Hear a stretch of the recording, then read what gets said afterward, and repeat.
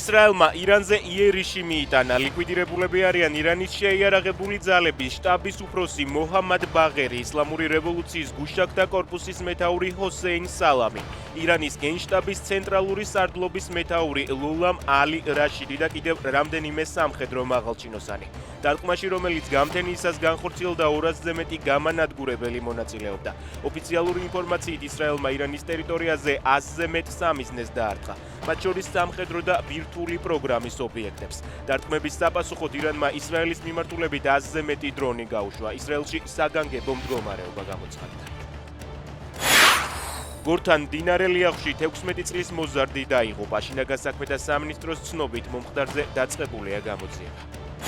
გამთენიისას შინაგან საქმეთა სამინისტრომ აქციის მონაწილეებს ჭავჭავაძის გამზირი დაატოვებინა. მანამდე დემონსტრანტები უწყებამჯერ წერილობით, შემდეგ კი სიტყვიერად გააფრთხილა და გზის სავალი ნაწილის გასათავისუფლებლად 15 წუთიანი ვადა მისცა.